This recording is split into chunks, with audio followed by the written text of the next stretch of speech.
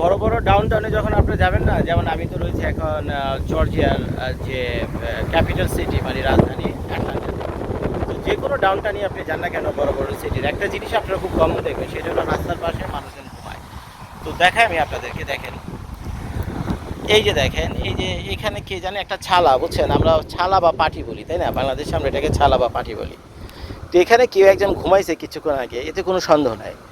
এখন সম্ভবত ঘুম থেকে উঠা তার হঠাৎ মনে হয়েছে তার কিছু মটটট খেয়ে আসা দরকার, তো আশেপাশে কোনো দোকান হয়তো বা এদিক দিয়ে আসে কোনো এক জায়গায় মটটট খাইতে গেছে, কিন্তু তার সে পাটি বা ছালা বা বস্তা এখানেই রেখে গেছে। আপনি দেখতে পাচ্ছেন এটা একটা ডাউন টাউন, দেখছেন চারদিকে কি অপরূপ, মানে বলার মতো না, এত সুন্দর রাস্তাঘাট, এত সুন্দর রাস্তাঘাট।